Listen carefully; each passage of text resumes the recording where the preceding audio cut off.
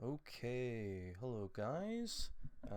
This is just a quick video, just showing off what I've been working on so far. This is the Kingdom of Pegost, which is the northernmost nation in my homebrew world that I've been working on, called Lyria. I just want to kind of show off my progress, show where I'm at, and also show off, more importantly, show off this cool new program that I've found, um, that I've just recently been starting messing about with. For anyone who doesn't know, it's a program called Worldborne. It's an interactive map program that basically allows you to turn any image into something that is interactable, which is, I think, really cool. What I really like about it is that there's also a website where you can actually host this so that your players can actually interact with it themselves, which I think, for an online game, which I think is really cool.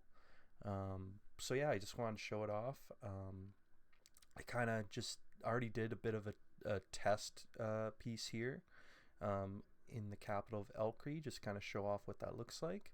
So I'm going to zoom in a little bit, because what I have found is that when you're zoomed out a little further, it can make kind of the interaction a bit laggy, which is right here when you click. It kind of just brings you in, the pan in.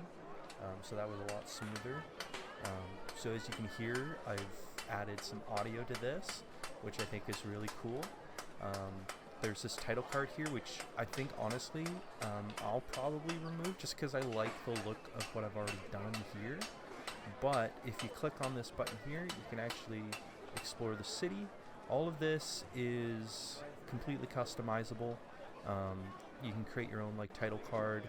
I've uploaded my own image, and then I've written a short blurb about the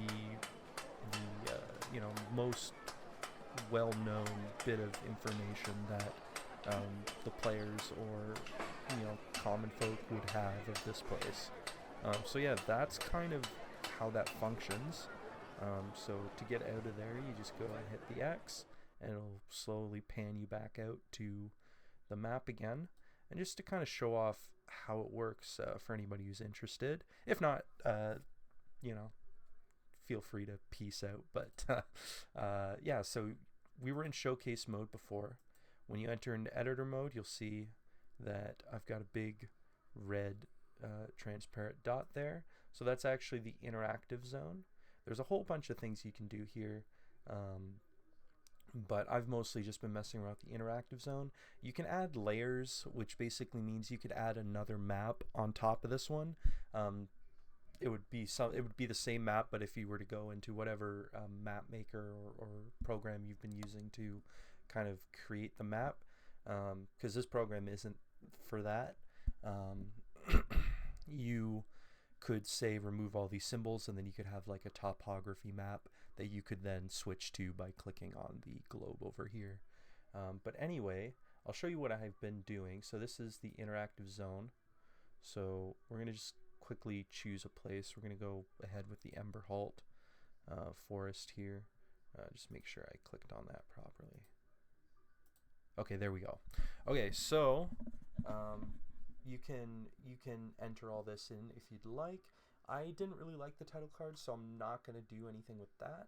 I am going to change the kind of the size of the dot. I just think it's, the larger that dot is, the more clickable, interactable area you have. So you could make this as big or as small as you like. I like it a little bit bigger. I like to put it kind of center. So we're going to put a location pin, because I just like the look. Although there isn't really, I've been looking through this, there isn't really a forest pin, so we're just going to choose a random one. Let's go with the green flag. Okay, and then you can obviously offset, you can change the exact position. I'm going to keep it in the center. So This is like, if you were to just enter this stuff, that'd be perfectly fine. But what I like to do is I actually like to enable the local archive, and that's how you get all that interactive stuff that I had shown off with Elcree before. So I click on that, and I also like clicking on the hover animation, and that's like that white little pulse that comes out to kind of let you know you're in the right spot. You can go without the little pin will like jump up and down, but I like having that animation as well, just so that it's clear that, you know, some people might not notice it at first. So I kind of like having that there. So this is where we kind of fill out some information. So we're just going to say the Forest of Emberholt is kind of the title card, or kind of the title of the archive here. The archive's button label, we'll say we'll say the history, and then we're going to add an image. I like having an image kind of right at the top, so you can just choose a random forest one. Okay, now you can add a text block. So Emberholt,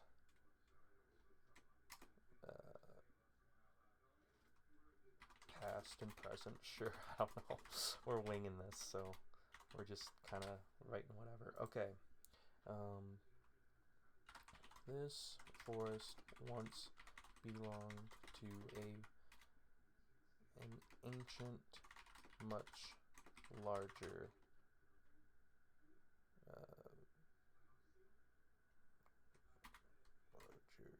system. Getting a little too scientific there, but oh well. Getting a little too horticultural on us, but okay. Much larger system. Its age is unknown, but what is known is that after the burning, yeah, that sounds good. After the burning, this was all that remained. No. Burning, the only remnants of, see, I didn't spell that. I don't think I spelled that right. Remnants. Oh well. Remnants. That doesn't sound right, but oh, it's only. I get hung up on the spelling. Okay, we're just gonna leave it. Remnants of its past glory is the charred husk known as the Cinderwold. I don't know if I mentioned, but the burning was kind of the cataclysmic event that occurred in this world. Okay, so I'm going to be hung up on the spelling of remnants. It's bothering me that they flagged that, but oh well. So yeah, and then we're going to add another image. Oh, before I do that, you can see that it comes in layers, so you could have text first if you click that first and put in text and then an image.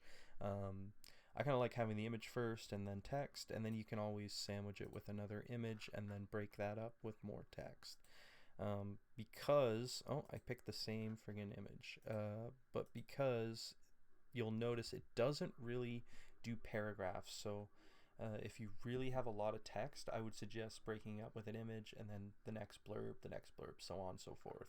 Just to kind of break it up, make it a little easier to read. That's the one critique I might have, is that even if you put in the actual text a space, it disregards that and it just lumps it all together, which is what happened in Elcree there. So that's something I'll have to adjust later. But this is kind of just a basic thing. I'm probably going to go back and kind of really hash that out a bit more. I kind of just came up with that on the spot. But yeah, now you can see it's pinging, and if we click on it, it should bring us in. I'm not hearing the rainforest, so that's something I'll have to look into. It could just be that volume is really low on my end, because it was blasting out of my speakers. So we'll just quickly check, make sure I actually selected the audio. See, I didn't actually select it. Okay, so that's why. That makes sense. So now we add the audio, and oh, I should have maybe hit OK instead of doing that. No, it's fine. All right, perfect. So then we do that, and now it should play the audio. There we go. That's better. So now you can go to the history, and you can see that we've got this. And it's not a whole lot. I'm probably going to write a bit more about it. It is just something I came up with on the spot, so it's very rough. But yeah, okay, so that works. You can kind of see how that works. And I think it's really cool. So hopefully you guys find that interesting. I don't know. I found this program, and as soon as I started messing around with it, I got super excited. Just because I think it's really neat. And hopefully, you guys will find it at least sort of neat. Anyway, I'm probably going to keep, plugging away at this and slowly adding more and more lore and history to the world. But yeah, thanks for watching, I guess. See you around.